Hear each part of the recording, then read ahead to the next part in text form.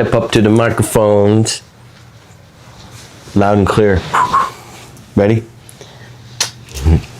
Hey, welcome back to another episode of Chit Chats with Chris and Carlie.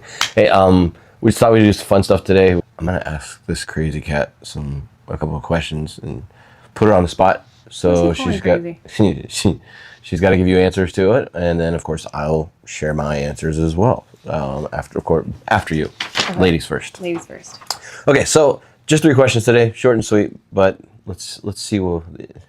This might be dangerous.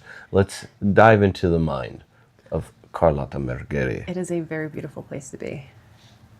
Question number 1.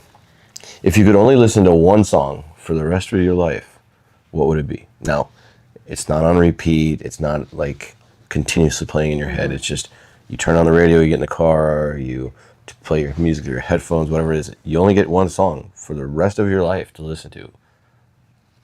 Oh, that's an easy one. It would be the Gladiator song, Now We Are Free. Ooh, that's pretty good. Yeah, it's always been my favorite. One of my favorite movies, too, The Gladiator. Okay. So it's easy to... Mine, ironically enough, hers is from Braveheart. Hers is from Gladiator and mine's from Braveheart. So, yeah, that would be the one I'd listen to at any point in time because it instantly gives me chills, and it just, background music doesn't matter, whatever it is. Yeah. No matter the situation. Yeah. It invokes a lot of emotion. That's for damn sure. Yeah. Yeah, both of the songs for me. Yeah. All right, question number 2. This is it. What's one thing you'd bring to an apocalyptic world? What would I bring to an apocalyptic world? Whether it's nuclear strike, it's famine, it's virus, it's biological warfare, it's all this stuff. So wipes out our electric grid and people freak out and they start turning on each other and stealing from each other and doing that. That's considered apocalyptic because we'd be with 6 to 9 months without power, and no power means no refrigerator, no heating, no cooling, like no ways to get on the internet and communicate, there's all these things that people would freak out because they just don't know how to do. So, Cleo, come here. Come here. Coffee. Ollie, I love you. I wouldn't bring Ollie. Earmuffs. I know she looks real scary right now. If I could bring her, I would, for many reasons. She's really fast. She's fast as fuck, boy. Doesn't matter. She'd be great for company. So for maybe I would probably take Ollie, just because he's Hopefully naturally smarter, he's bigger, so that's I think. So my choice inside of an apocalyptic world would truthfully be, if it's not another person, because the strength in numbers in just 2 people compared to yourself is astronomical in the things you can get done.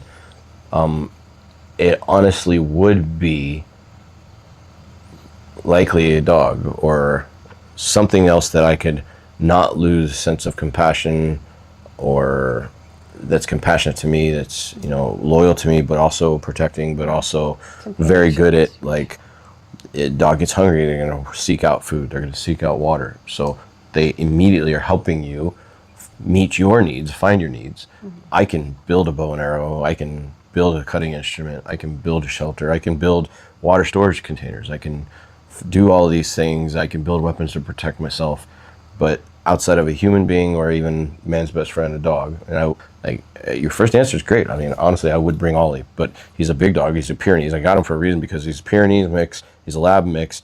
He's very smart when it comes to herding, protecting. He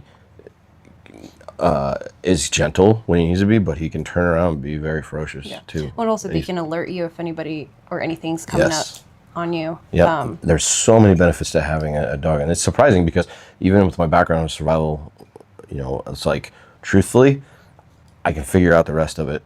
Yeah. The number 1 would be another person as a companion, but if I can't have a person, then it's going to be my dog. Yeah. And if outside of saying weapon, people think of weapons, or they think of how am I going to eat, or how am I going to well, those are skill sets that you can acquire and you can learn to do, but the companionship, take Tom Hanks in the movie Castaway. Right? What's the volleyball, Wilson. Wilson, that's right. Right? I mean, look what he resorted to. That was his number 1 thing. Had he actually had somebody to talk to or relate to that showed emotion, he probably could have kept going. Yeah. Well, that's why I think Cleo was my first answer for that. I'll take Ollie. Companionship, yeah. You have fun with the ricochet My rabbit. missile. We are very similar, Cleo and I. All right. Third question. Last one. What is your go-to comfort food and why? So, if I don't care about the consequences of my comfort food, No, I mean, I love steak. I love a red juicy steak. Can't ever go wrong with that. But if I can eat anything and not worry about the consequences, like if those just didn't exist for me, sweet and sour chicken with some chow mein or some rice is my go-to. That's always been my comfort food growing up. Surprisingly, we had really good Chinese food in Tanzania. And no, it wasn't dog. It was actual chicken, the sweet and sour chicken, in case anybody's wondering, because I've been asked that a million times. Yeah. With all the stray dogs we have out there. But yeah, I think that'd be it. What about you? Wildly enough, I'm going to go with meatloaf, mashed potatoes, and gravy, and green beans. That is such an American answer. It's a home-cooked meal, and it was one that it's one that's, yes, it can be messed up, don't get me wrong, but it's one that's just filling, it hits all the spots, and it's hearty. If it's, as far as comfort food, yeah. Yeah, that's a good one. It works on a hot day, it works on a cold day, all year round. I mean, and there's usually leftovers. Yeah. I mean, I used to have my sweet and sour chicken leftovers for breakfast. Okay. A couple updates for you guys. I forgot to mention that at the beginning of the video, but so Chris just signed up for something really fun. And when?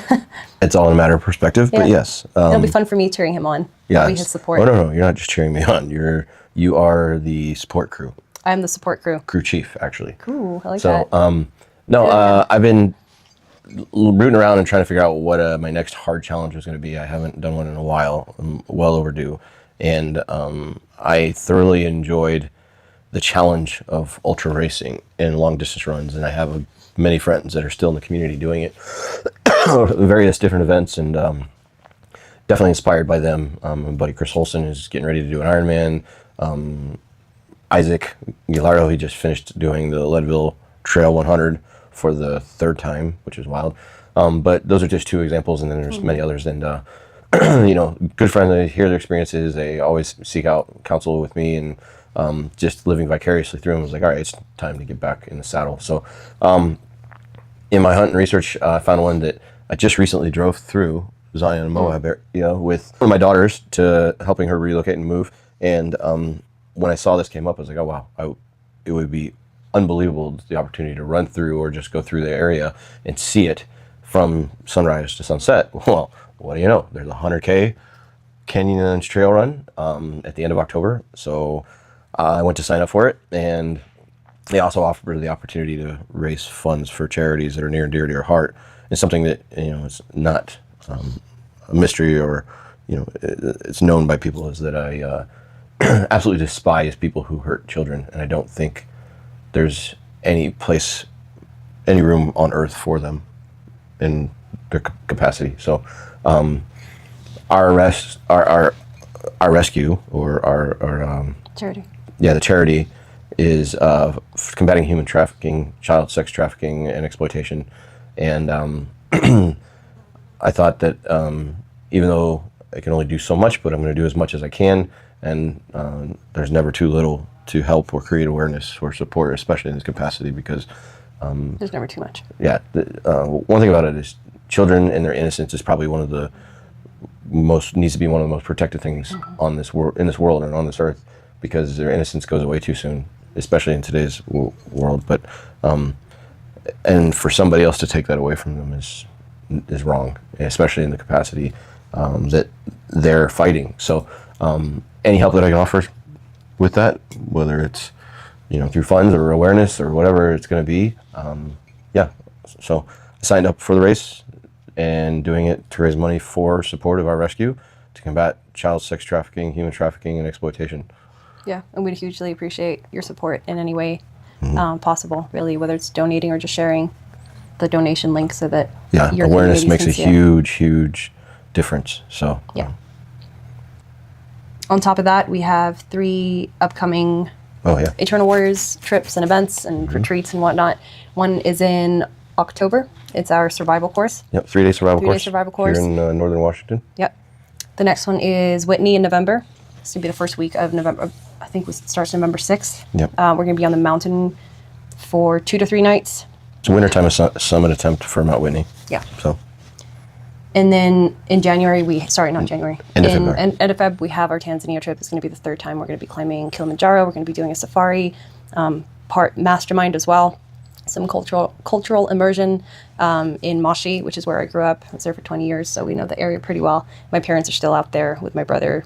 They run the boutique hotel where that's gonna be home base between the safari and Kilimanjaro. That's where home base is gonna be at. But if you guys want any details on any of those 3 trips, let us know, and we'll share those with you. yeah. Yeah. Hakuna Matata. All right. Well, have a great day. Bye. Ciao for now.